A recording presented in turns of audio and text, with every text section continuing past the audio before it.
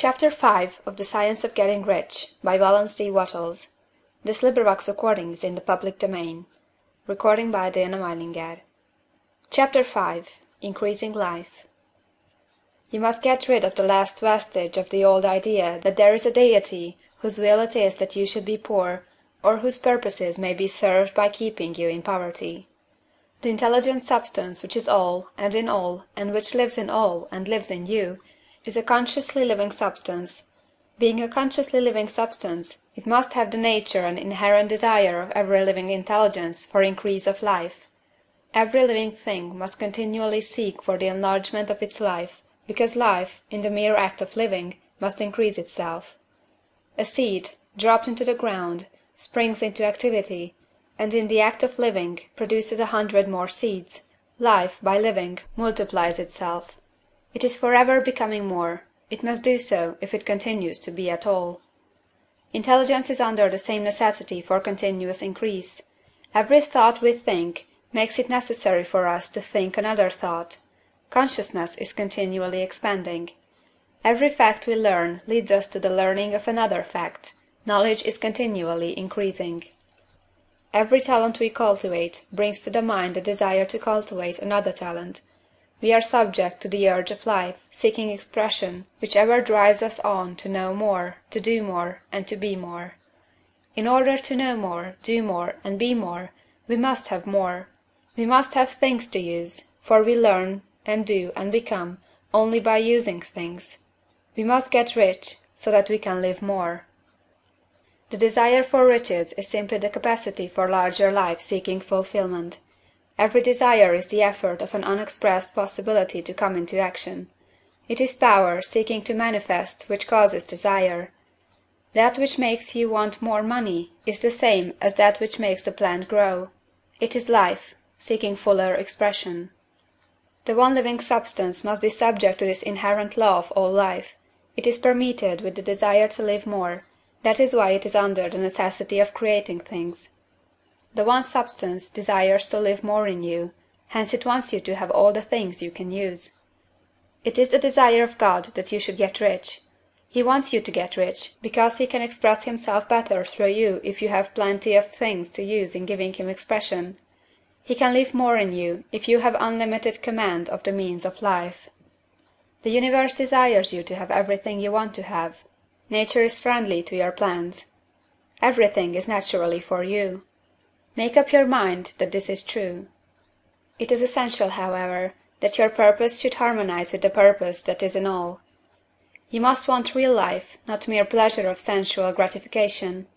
Life is the performance of function, and the individual really lives only when he performs every function, physical, mental, and spiritual, of which he is capable, without excess in any. You do not want to get rich in order to live swinishly, for the gratification of animal desires. That is not life. But the performance of every physical function is a part of life, and no one lives completely who denies the impulses of the body a normal and healthful expression. You do not want to get rich solely to enjoy mental pleasures, to get knowledge, to gratify ambition, to outshine others, to be famous. All these are legitimate part of life, but the man who lives for the pleasures of the intellect alone will only have a partial life, and he will never be satisfied with his lot. You do not want to get rich solely for the good of others, to lose yourself for the salvation of mankind, to experience the joys of philanthropy and sacrifice. The joys of the soul are only a part of life, and they are no better nor nobler than any other part. You want to get rich in order that you may eat, drink, and be merry when it is time to do these things, in order that you may surround yourself with beautiful things, see distant lands, feed your mind, and develop your intellect, in order that you may love man and do kind things, and be able to play a good part in helping the world to find truth. But remember that extreme altruism is no better nor nobler than extreme selfishness. Both are mistakes. Get rid of the idea that God wants you to sacrifice yourself for others, and that you can secure his favor by doing so. God requires nothing of the kind. What he wants you is that you should make the most of yourself, for yourself, and for others. And you can help others more by making the most of yourself than in any other way. You can make the most of yourself only by getting rich, So it is right and praiseworthy that you should give your first and best thought to the work of acquiring wealth. Remember, however, that the desire of substance is for all, and its movements must be for more life to all. It cannot be made to work for less life to any, because it is equally in all, seeking riches and life. Intelligent substance will make things for you, but it will not take things away from some one else and give them to you. You must get rid of the thought of competition. You are to create, not to compete for what is already created. You do not have to take anything from anyone. You do not have to drive sharp bargains. You do not have to cheat, or to take advantage. You do not need to let any man work for you for less than he earns. You do not have to covet the property of others, or to look at it with wistful eyes. No man has anything of which you cannot have the like, and that without taking what he has away from him. You are to become a creator, not a competitor. You are going to get what you want, but in such a way that when you get it every other man will have more than he has now. I am aware that there are men who get a vast amount of money by proceeding in direct opposition to the statements in the paragraph above, and may add a word of explanation here. Men of the plutocratic type, who become very rich, do so sometimes purely by their extraordinary ability on the plane of competition, and sometimes they unconsciously relate themselves to substance in its great purposes and movements for the general racial upbuilding through industrial evolution. Rockefeller, Carnegie, Morgan, and others have been the unconscious agents of the supreme in the necessary work of systematizing and organizing productive industry, and in the end their work will contribute immensely toward increased life for all. Their day is nearly over. They have organized production, and will soon be succeeded by the agents of the multitude, who will organize the machinery of distribution. The multimillionaires are like the monster reptiles of the prehistoric eras. They play a necessary part in the evolutionary process, but the same power which produced them will dispose of them. And it is well to bear in mind that they have never been really rich. A record of the private lives of most of this class will show that they have really been the most abject and wretched of the poor. Riches secured on the competitive plane are never satisfactory and permanent. They are yours today and another's tomorrow. Remember, if you are to become rich in a scientific and certain way, you must rise entirely out of the competitive thought. You must never think for a moment that the supply is limited.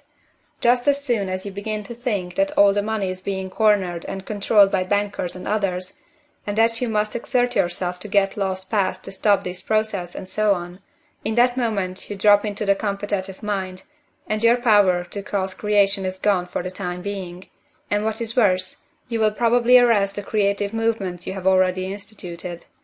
Know that there are countless millions of dollars worth of gold in the mountains of the earth, not yet brought to light, and know that if there were not, more would be created from thinking substance to supply your needs. Know that the money you need will come, even if it is necessary for 1,000 men to be led to the discovery of new gold mines tomorrow. Never look at the visible supply, look always at the limitless riches in formless substance, and know that they are coming to you as fast as you can receive and use them. Nobody, by cornering the visible supply, can prevent you from getting what is yours. So never allow yourself to think for an instant that all the best building spots will be taken before you get ready to build your house, unless you hurry. Never worry about the trusts and combines, and get anxious for fear they will soon come to own the whole earth. Never get afraid that you will lose what you want because some other person beats you to it. That cannot possibly happen. You are not seeking anything that is possessed by anybody else. You are causing what you want to be created from formless substance, and the supply is without limits. Stick to the formulated statement. There is a thinking stuff from which all things are made, and which, in its original state, permeates, penetrates, and fills the interspaces of the universe. A thought, in this substance, produces the thing that is imaged by the thought. Man can form things in his thought, and, by impressing his thought upon formless substance, can cause the thing he thinks about to be created. End of chapter 5.